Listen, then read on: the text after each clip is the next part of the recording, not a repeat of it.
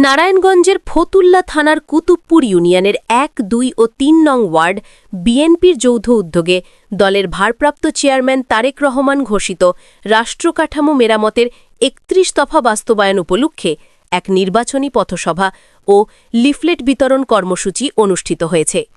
পথসভায় প্রধান অতিথি হিসেবে উপস্থিত ছিলেন বীর মুক্তিযোদ্ধা আলহাজ গিয়াস উদ্দিন। সভায় সভাপতিত্ব করেন আলিম উদ্দিন খন্দকার, সভাপতি ২ নং ওয়ার্ড কুতুবপুর ইউনিয়ন বিএনপি। বিশেষ অতিথি হিসেবে উপস্থিত ছিলেন সুলতান মাহমুদ মোল্লা, সিনিয়র সহসভাপতি, ফতুল্লা থানা বিএনপি, প্রফেসর মুনির, সাবেক সভাপতি, ফতুল্লা থানা বিএনপি, শিপন, সহসভাপতি, ফতুল্লা থানা বিএনপি, কবির প্রধান, সহসভাপতি, ফতুল্লা থানা বিএনপি, বিল্লাল, সভাপতি, কুতুবপুর ইউনিয়ন বিএনপি, হাসান মাহমুদ পলাশ, সভাপতি, ফতুল্লা ইউনিয়ন বিএনপি, আলমগীর, সাধারণ সম্পাদক, ফতুল্লা ইউনিয়ন বিএনপি, জাকির হোসেন, সাধারণ সম্পাদক, ১ নং ওয়ার্ড বিএনপি। এছাড়াও মোহাম্মদ শহীদ মোল্লা, রিপন, বাবলু, শাহিন, গাজী মোহাম্মদ লিটন মোল্লা ও স্থানীয় নেতাকর্মীরা সক্রিয়ভাবে কর্মসূচিতে অংশগ্রহণ করেন। বক্তব্যে বীর মুক্তিযোদ্ধা আলহাজ গিয়াস উদ্দিন বলেন, দেশকে নতুনভাবে গঠন করতে হলে সবাইকে ঐক্যবদ্ধ হয়ে দেশের উন্নয়নে কাজ করতে হবে। পরিবর্তনের লক্ষ্যে পৌঁছাতে হলে ঐক্যের বিকল্প নেই। আসুন আমরা সবাই মিলে গণতন্ত্র পুনরুদ্ধার ও জাতীয় উন্নয়নে কাজ করি। সভা শেষে প্রধান অতিথি নেতাকর্মীদের সঙ্গে নিয়ে লিফলেট বিতরণ করেন এবং সাধারণ জনগণের সঙ্গে মতবিনিময় করেন। বিগত ১৬ বছর বিএনপির দায়িত্ব নিয়েও সেখান থেকে তারা চলে গিয়েছেন, ভয় পেয়েছেন। শামীম ওসমানকে, একজন গডফাদার ছিলেন উনি নারায়ণগঞ্জের, আপনারা সবাই জানেন। এবং আপনারা আরো জানেন ৯১-তে আমার আব্বু বীর মুক্তিযোদ্ধা কমান্ডার সিরাজুল ইসলাম সিরাজ সাহেব, উনি কিন্তু নারায়ণগঞ্জের মধ্যে না পুরো বাংলাদেশের মধ্যে ফার্স্ট হয়েছিলেন, আপনারাই তাকে করেছিলেন। ৯৬-এ উনি পাশ করেছিলেন। রাতের অন্ধকারে আমার বাবার সেই বিজয়টাকে ছিনিয়ে নেওয়া হয়েছে, সেটা ১৬ বছরে আপনারা জেনেছেন। আমার আব্বুর এবং বিএনপির সেই হারানো ঐতিহ্যটাকে ফিরিয়ে এনেছেন ২০০১-এ বীর মুক্তিযোদ্ধা আলহাজ গিয়াসউদ্দিন সাহেব, সেটা আপনারা সবাই জানেন। দীর্ঘ ১৭ বছর এই আলহাজ মোহাম্মদ গিয়াসউদ্দিনের নেতৃত্বে আমরা রাজপথে ছিলাম, এখনো আছি, ভবিষ্যতেও থাকবো ইনশাআল্লাহ। আগামী নির্বাচনে আমরা ধানের শীষ মার্কার এই নারায়ণগঞ্জ ৪ আসনে দেখতে চাই। অন্য কোনো মার্কা আমরা মানি না, মানবো না। আমরা আলহাজ মোহাম্মদ গিয়াসউদ্দিন ভাইকে আগামী নির্বাচনে নারায়ণগঞ্জ ৪-এর এমপি হিসেবে দেখতে চাই।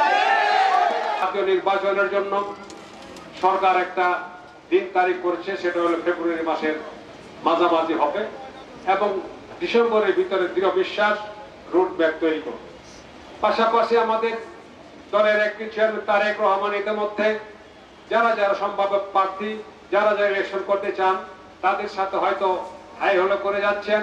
এবং গতকাল আমরা দেখেছি বিভিন্ন প্রিন্ট মিডিয়াতে, ইলেকট্রনিক্স মিডিয়াতে তাদেরকে সবাইকে তারা ডাকানো হয়েছিল, তাদের সাক্ষাৎকার তারা নিয়েছে এবং আমাদের একটি চেয়ারম্যান তার নির্বাচনী আলোচনা, নির্বাচনী সভা এবং নির্বাচন প্রক্রিয়ায় চলবে এবং নির্বাচন করার জন্য একের অধিক যেহেতু ক্যান্ডিডেট হয়েছে, ক্যান্ডিডেট থাকবে প্রতিটা আসনের ভিতরে, সবাই যেন সমন্বয় করে জাতীয়তাবাদী দল বিএনপিকে আগামী নির্বাচনে বিপুল ভোটের মাধ্যমে ভোট দিয়ে নির্বাচিত করে সংসদ সদস্য হিসাবে বাংলাদেশ জাতীয়তাবাদী দল যেতে পারে এবং পাশাপাশি বিএনপি যাতে সরকার গঠন করে। যেমনটি করেছিলেন আমাদের এই এলাকার কৃতি সন্তান, আমারও রাজনৈতিক নেতা মরহুম কমান্ডার সিরাজুল ইসলাম। আমি তার এই পূর্ণভূমিতে দাঁড়িয়ে আজকে বক্তব্য দিতে এসে আমার পাশে পেয়েছি তার সুযোগ্য কন্যাকে। আমি এত আনন্দিত, এত খুশি যে ভাষায় প্রকাশ করতে পারবো না। কেন সেটাও আপনাদের কাছে তুলে ধরতে চাই। একটি কাজ আমাকে অনেক মুগ্ধ করেছে। আমি ২০০১ সালে বিএনপি মনোনয়ন নিয়ে পার্লামেন্ট মেম্বার হয়েছে। এরপরে এই নির্বাচনী এলাকা থেকে বিএনপি দলীয় আর কেউ পার্লামেন্ট সদস্য নির্বাচিত হয় নাই। এখনো আমি রাজনীতি করি, এবং আমার প্রত্যাশা ছিল, সবাই জানেন, যে আবারও যদি আল্লাহ তৌফিক দেয়, সুযোগ দেয়, তাহলে আমি নির্বাচনে অংশগ্রহণ করব।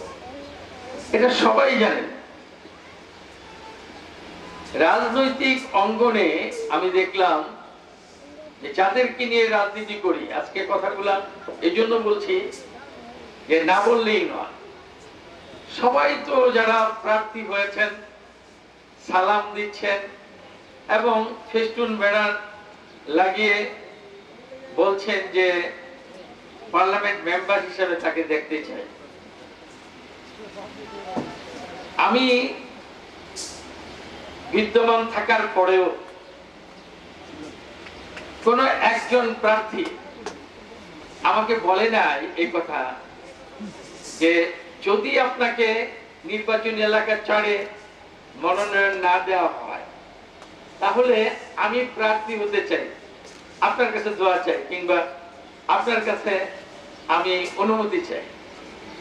একজনও বলেন নাই। প্রথম আসছে এই নাবিলা, আমার কাছে মিষ্টি নিয়ে আমার কলেজে